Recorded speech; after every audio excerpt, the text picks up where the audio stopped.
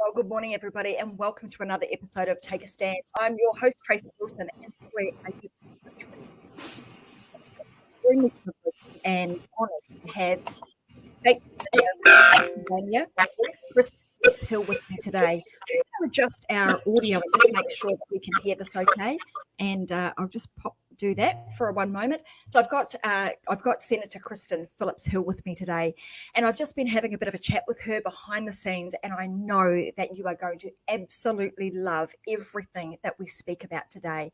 What I want to talk with her about is how, as I'm going to say a minority, as a female in politics, how is it that you get there in the first place in a minority gender, and then actually be able to stand up, stand out, and stand firm on the things that you believe in and that you are doing. So we're going to talk about that. We're going to talk about her life as a mum and all things that it takes for a woman to really stand firm and stand in your power to be as notable as she is, but also as connected as she is with her audience. So I want to say thank you so much.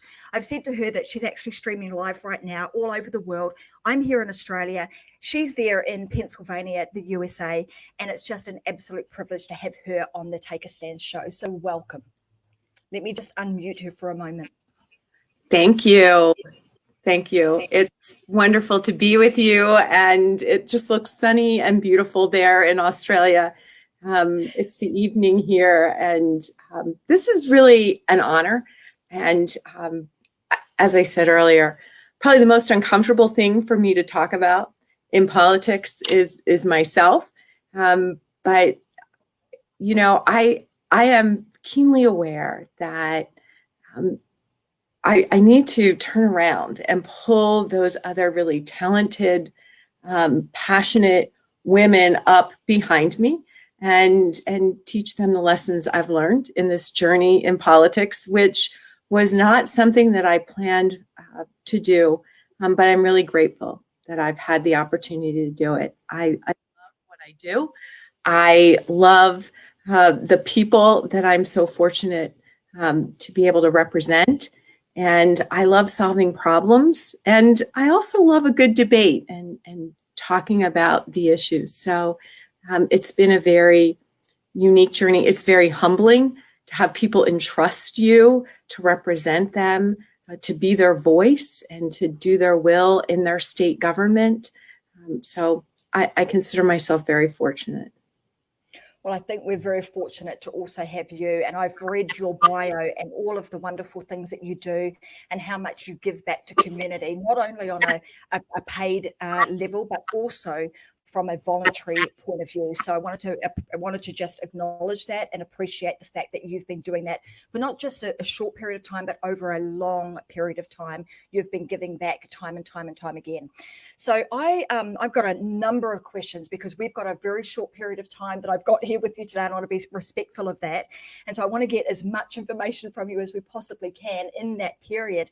But you were talking to me a little bit about your background prior to us jumping on here live, and talking about your childhood and your upbringing. And you were saying how I mentioned that the title of this particular show was about being a minority. And you were saying that, I've never really thought about it in that way. So let's talk a little bit about that. Let's talk about your upbringing and why you've never thought about you being in the minority. When we look at the statistical data and we look at the numbers, and the numbers are quite are very damning in the sense that very few women make it to the level that you've made it to be able to have a voice, even though your voice is very, and we can talk about this a little bit later, but starting out, you've had a very quiet voice, but a very loud voice in the sense of you being able to get across the messages that you needed to get across in a way that would actually start to make a change happen. So let's talk a little bit about that. I'd love to know about your upbringing and why you've never felt that way. Yeah, so I was really fortunate. I have incredible parents. They really encouraged me to find my passions, to learn as much as I could. They supported me in my endeavors, and I will share that my parents and I don't have the same political affiliation. They don't always agree with me on issues and stands that I take.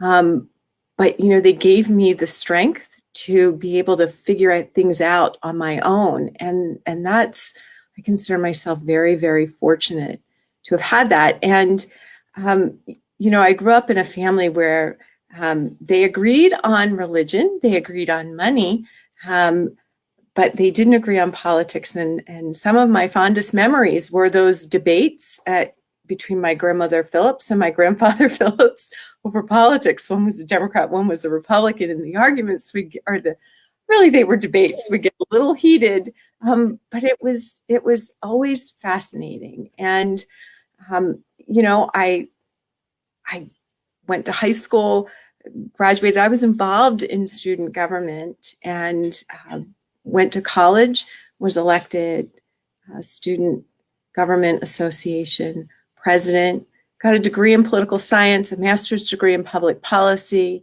One thing led to the other. I worked on Capitol Hill for a little bit, and then I met my husband. We had 3 children. He has visited Australia and enjoyed the opportunity to visit there.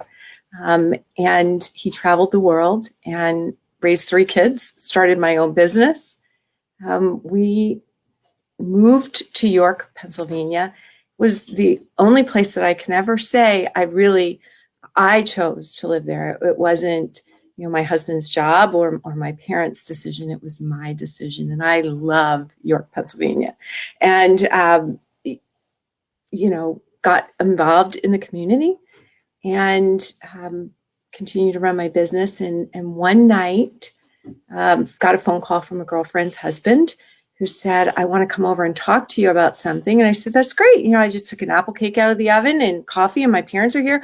Come on over. And he said, I think you should run for school board. And my mother immediately said, she's standing at the kitchen sink, and she goes, I think that's a terrible idea. and I said, okay, Mom. Eventually I ran for school board, and it was a really challenging time in our school district. And, you know, my neighbors and our children in the community were counting on me. We made some difficult decisions. We turned things around. We got the right leadership in place. We held the line on taxes. And next thing I know, the opportunity to run for the state House of Representatives came about, and again was asked would you consider running? And I said, why me? And they said, well, you know, you've got a lot to offer. And they finally said, you're a woman and you've never raised taxes, and that would be great. And I went home and I said, well, I'm going to talk to my husband about it. My husband was like, I think you should do it. So, you know, it was an incredible journey. And then the gentleman who served as governor or served as state senator ran for governor, and that seat opened, and decided that it was the right move to make. That it was a hard decision. It was hard because one of the things I really valued, a state House district in Pennsylvania, you represent about 65,000 people. In a state Senate district, you represent over 250,000 people. And I valued those personal relationships that I had made with people, knowing everyone really well. And what a privilege it was. They allowed me to join them for great joys, you know, to be there when their children made Eagle Scout and when they had great celebrations. And they also allowed me to mourn with them. In 2 years, I lost 2 volunteer firefighters.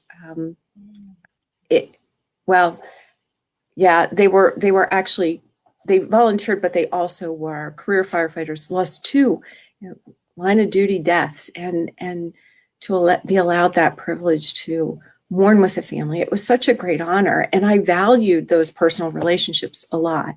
We had done a lot together, and you know, just like when you have another child, your heart has great capacity to expand and love your children. I found that, you know, I had the ability to represent more people, and, you know, to be their voice and to do their will and to take on those difficult issues to solve their problems. So that's how I wound up in the Senate of Pennsylvania. Well, I love that.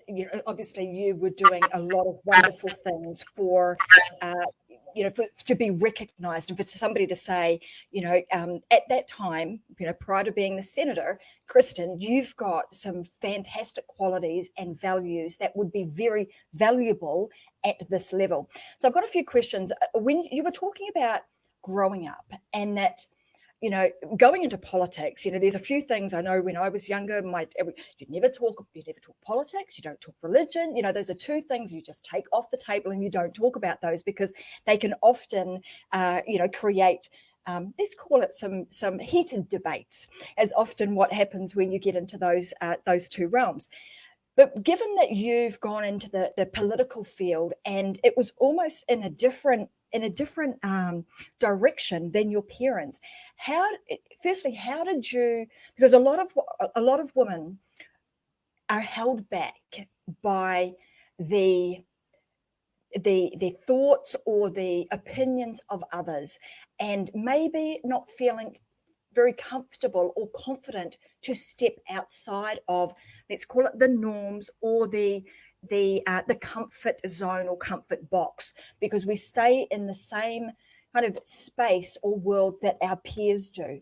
What did you do, and what was it that you think made a real difference to you to be able to step away from that and have the confidence to actually go in a completely different direction? Well, I think being raised in a family that had a lot of debate, I understood that, I don't expect everyone to always agree with me, and that sometimes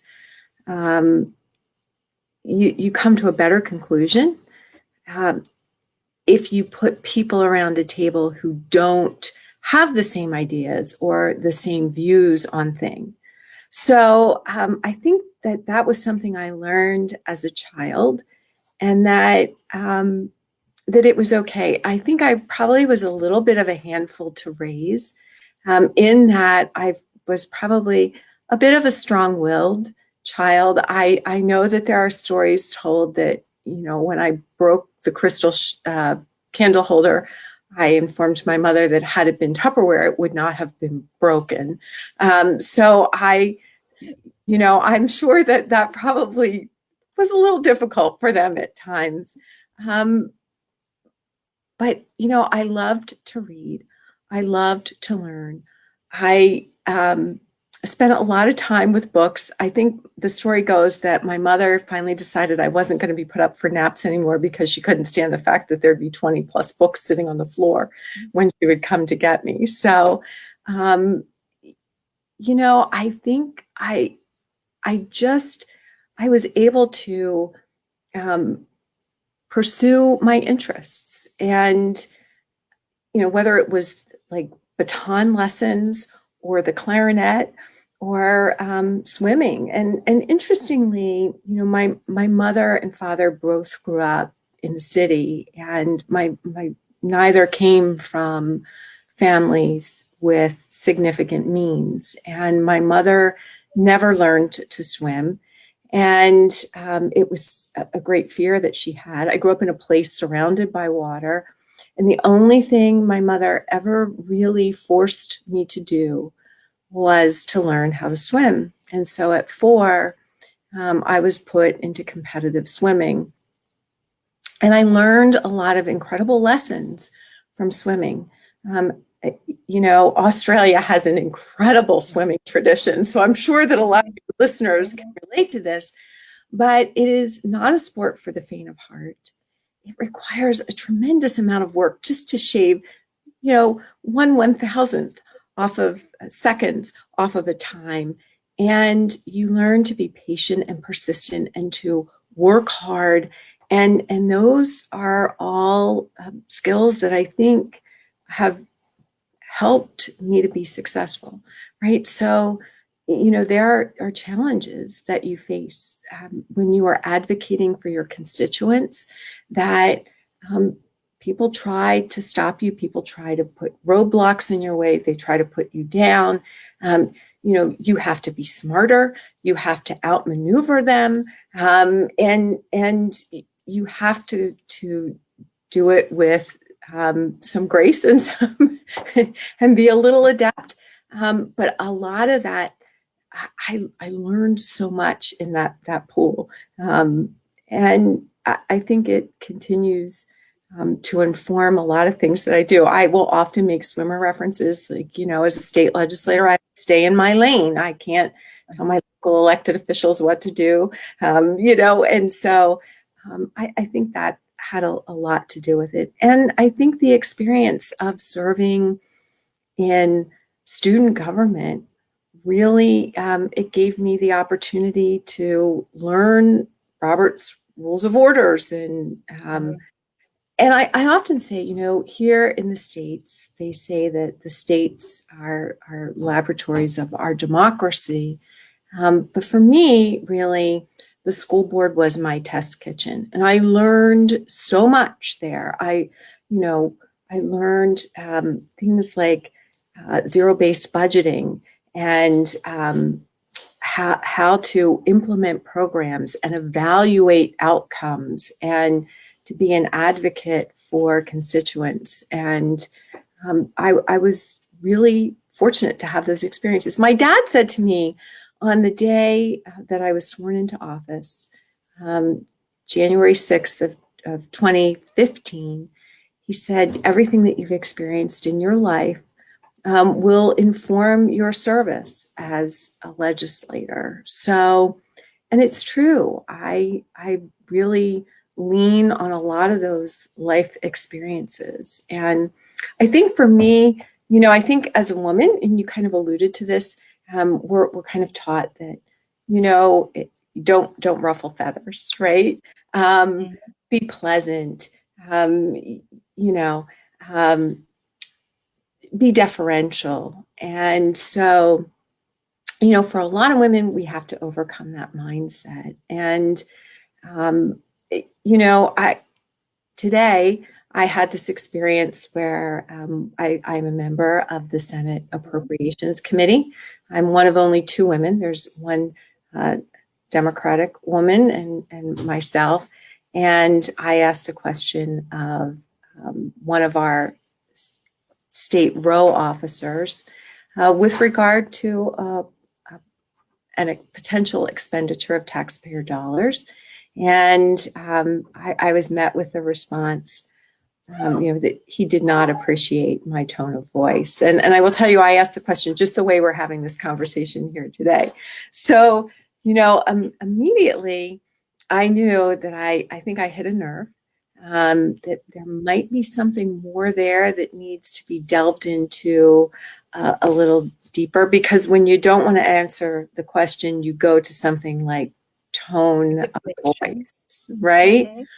But, and I thought to myself, my goodness, would you have said something about the tone of voice of one of my male colleagues? I don't think so. So, that you're being effective when you're met with that kind of response. So, Senator, when you're faced with, in a position that you're in, there are often times when you have to ask some tough questions where, in that instance, obviously you were, very calm, cool and collected when you asked it, and you didn't think it was just a valid question, had no intention of it hitting a nerve. But at times sometimes where we do need to ask some very pointed questions that might be a little tough for the receiver to answer. When you're faced with a response like you received, which was to deflect and to go down the path of, well, Senator, I don't like that tone that you're using with me. How do you overcome that? Because it's quite easy for us to then also, sort of go on the defensive and come back with, well, what tone do you mean? How do you actually deal with that so that you can get the outcome that you're looking for without having to go down a really difficult path? Right. What's that old saying? Stay calm and carry on. So, I call it my mom face. A dear friend of my mother, Helen Sweeney, once said, she raised 3 boys, and she said, I never act surprised, because then they won't tell me anything. So sometimes you just don't act surprised. You just need to be unflappable, and never let anyone get the better of you. And so sometimes that requires you calming and centering yourself, because your initial response is, you think this tone is bad? Like, you should talk to my kids about what my tone is like when they don't do what I ask them to do, right? This is nice. So just center yourself and stay calm and continue down that line of questioning. I've said, they give you the opportunity to share farewell remarks when you leave the Pennsylvania House of Representatives. You stand up on the rostrum. I don't know if your viewers know this, and this is a total aside. I'm a bit of a history buff. The Pennsylvania General Assembly was founded in 1682. It is the oldest legislative body in the United States. It predates Congress. Benjamin Franklin at one point was a speaker of the Pennsylvania House. You certainly get the sense that you're standing on the shoulders of giants when you are there. A brief history aside, but you and I just lost my train of thought there for a minute. What you're saying gives me goosebumps, because the fact that you are there and you know that you are standing in the same place, trying to uphold and represent your community in the same way that your forefathers have, who are, honestly, when you're talking about that, it gives me goosebumps to think that you're standing in this, same places, doing the same things that Benjamin Franklin was doing. And that just really hits home when you think about, that the amount of sacrifice that you make, because in the type of role that you have, you alluded to this. You were saying, I've got to almost grow a thick skin. I'm here for a reason. I'm here with the intention of serving at the highest level I possibly can, and keeping that in the forefront of your mind always, and being very connected. And you talked about that, having that big heart and having enough love that you're able to realize that you've got all of this love to give, and you freely give that to other people that are in your that you come into contact with. And you're human, even it doesn't matter what level of society, politics, Congress we get to. At the end of the day, we are human beings. We all have feelings, and you are there for a reason. And the reason you are there upholding the traditions that have been there for many, many centuries. So I think that may be where you were going with that. And I think that's extremely important, that we recognize and we understand that. I've got a question that I want to ask you. And you mentioned earlier, and I'm wondering if this would have been the case. Do you think you would be in the position that you're in now if somebody in your that was connected with you hadn't said, tap, tap, tap, it's your turn, you need to step up. I think you've got what it takes to represent at this level. Do you think you would have gone there yourself? And you open this entire conversation with, I don't like talking about myself. And often women don't like doing that. And so therefore, and even in the book, we talk about this, that women often wait to be tapped on the shoulder, to be told that you're good enough, you've got what it takes, you have the skills, you have the knowledge and the know-how to actually serve at this level. Do you think that would have happened had somebody not tapped you on the shoulder? No, I don't.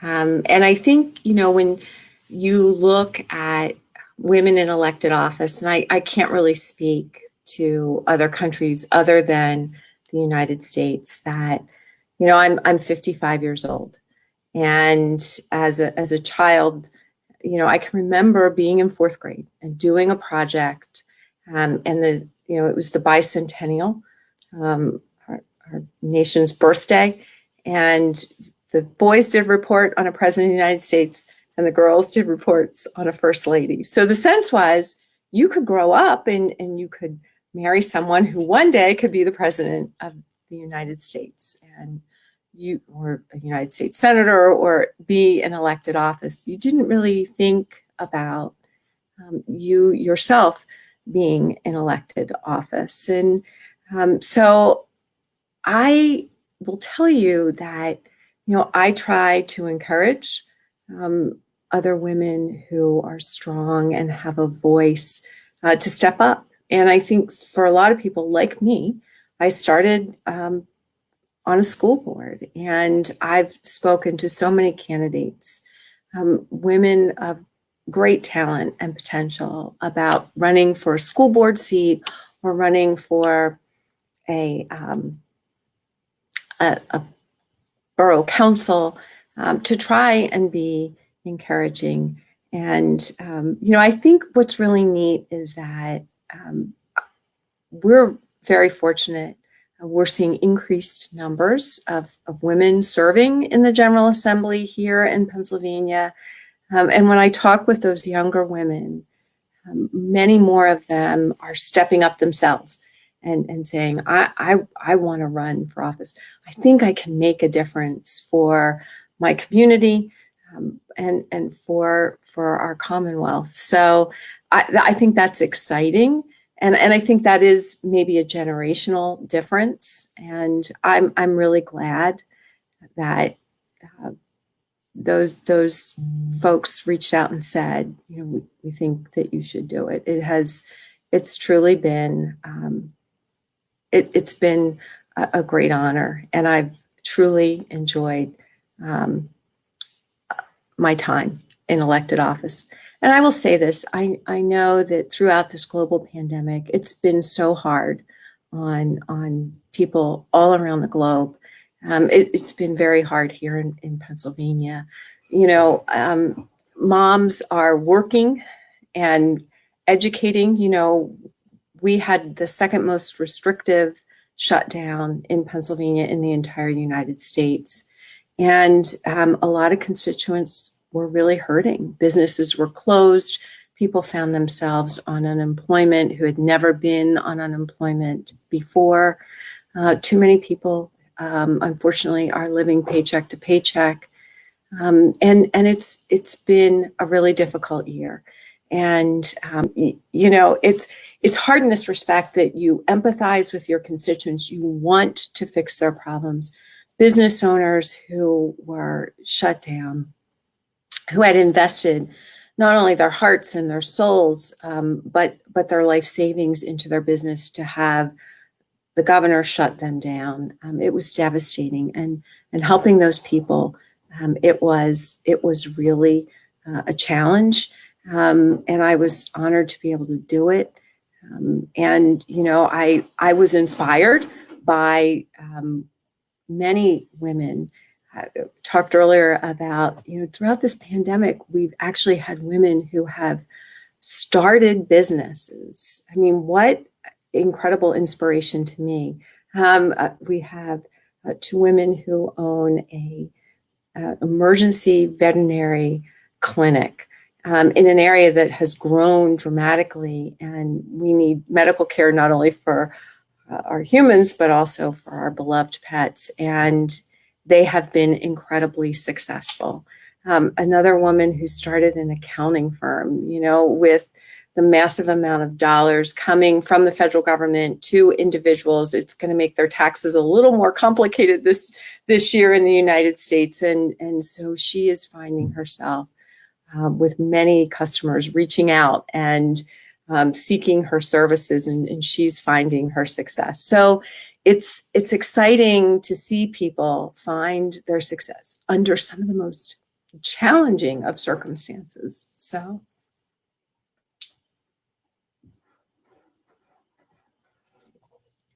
Tracy, you are on mute. It's better. It helps to unmute, right? It does. So it's heartwarming to see and experience, and also just watch these women really step up and start building. They're seeing that there's an opportunity. They're seeing that there is, I'm in a situation right now. I'm taking control and taking ownership for where I am, and I can actually do something about it.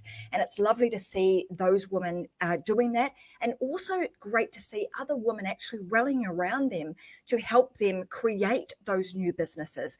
So I'm absolutely loving seeing that, even in the face of this global pandemic, there are opportunities that are opening up, and there are definitely lots of places that you can go to get ongoing support, such as tuning into a show such as the Take a Stand.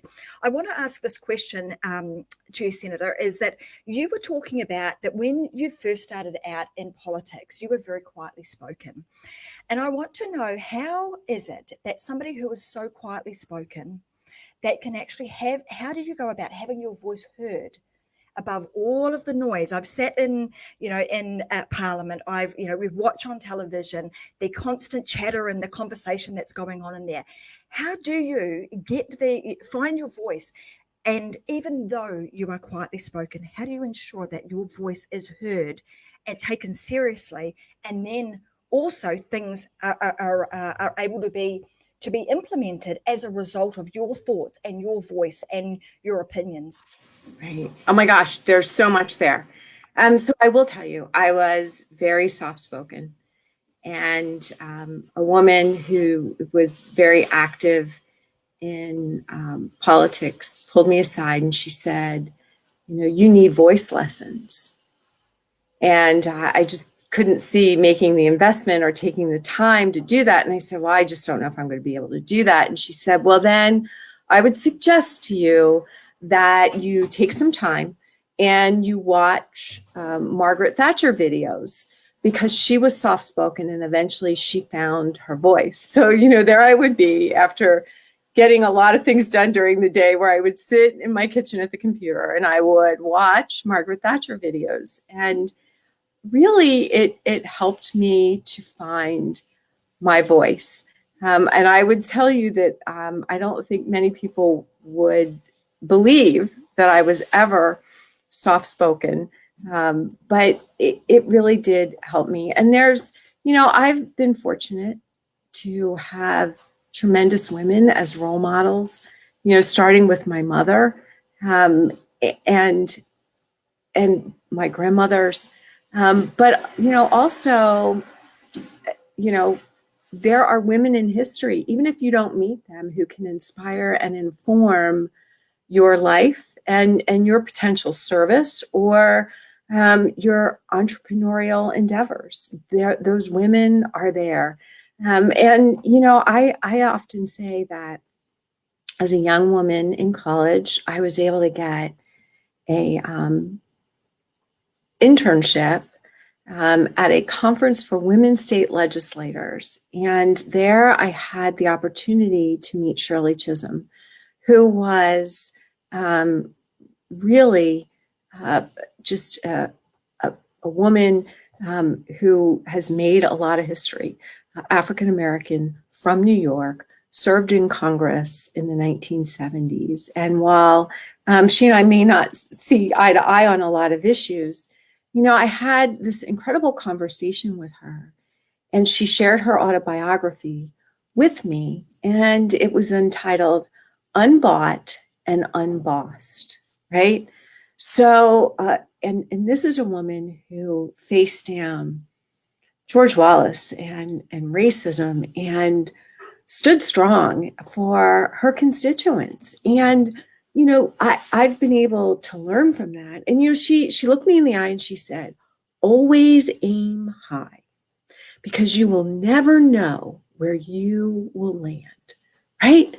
And I've shared that with so many young women, right? If you don't set your goals high, you might be shortchanging yourself, and you might be shortchanging people that you could inspire, that you could lift up, that you could make a difference in their lives.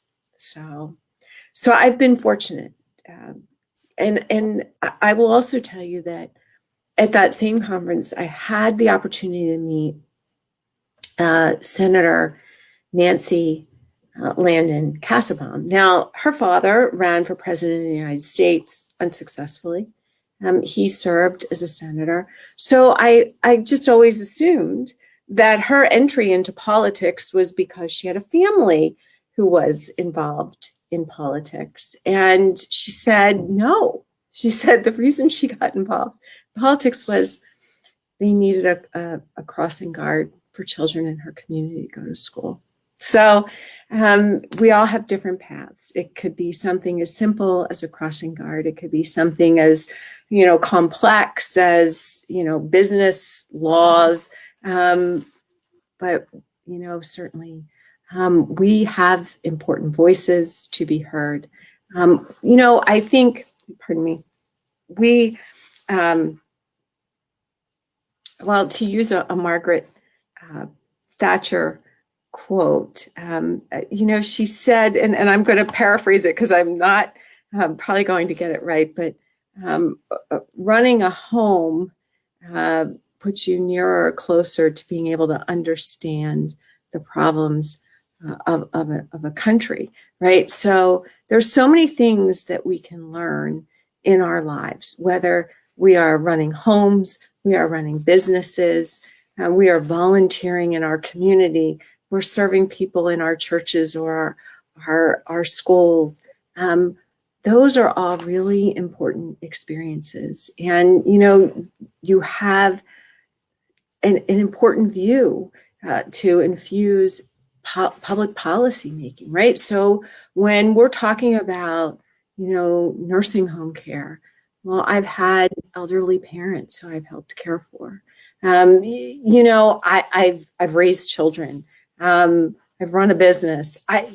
Sometimes we underestimate ourselves, but we have so much that we can give, and it's important. It's important to have a seat at the table and to have that voice there.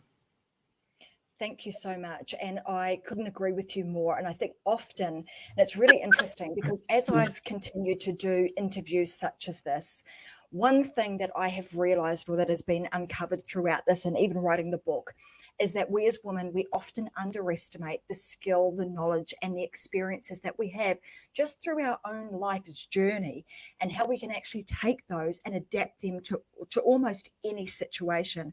And right now, the world is waiting for women to step up. I believe that now is the time that the world is waiting for women to step up, to start standing out and using our voices for the good of humanity. And if we can continue to do that, then what a wonderful world we can create. And by everybody coming together and doing that, this time next year may be a very, very different place. And as we continue to move through this pandemic, people are starting to adapt, starting to understand how to actually manage and live the new life that we're having to live now as a result of a pandemic situation. So I want to say thank you so much for being here. Before we finish today, I always end these sessions with an opportunity for you to share something, maybe a piece of advice to other women, to young women, because I know that a big part of the areas of passion that you have is about education. And I would like to know, maybe a little bit about what it is that you're doing in the educational space for young women in particular, but also a piece of advice that you would like to give to other women who are watching today. Or maybe it's a piece of advice that you would have liked to have given, if you had the opportunity, your younger self. So the 10-year-old, Kristen, who was just dreaming potentially about what she would do when she was older. What piece of advice would you give her now? I would paraphrase Shirley Chisholm: aim high. You don't know where you're going to land, and don't doubt yourself. You have something important to contribute wherever you decide to channel your talents in the future. Well, thank you so much. And that is a fantastic piece of advice. Obviously, held you in good stead to get you to where you are today. And just, aiming high and making sure that you continue to strive to be the best that you possibly can and continuing to raise the bar. So I want to say thank you so much for your time. It's been an absolute pleasure and an honor to have you on the show today. I'm very, very appreciative that you've even considered taking the time out to speak to myself and also all of our viewers. And I wish you all the very best with your continued success in whatever it is that you're doing right now and continuing to do into the future. And thank you for your service. Let's just unmute you. All right. We've done. I think there we go. That's better. There we go. Well, I just really want to say thank you. This was a pleasure.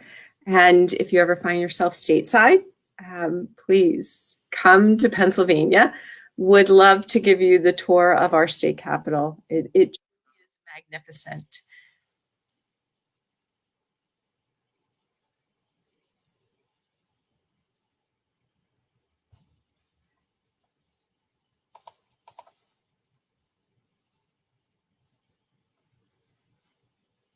Tracy, I think you're muted. Okay, well, let's just that's the beauty of live and be muted. I was just saying I want to take you up on that offer.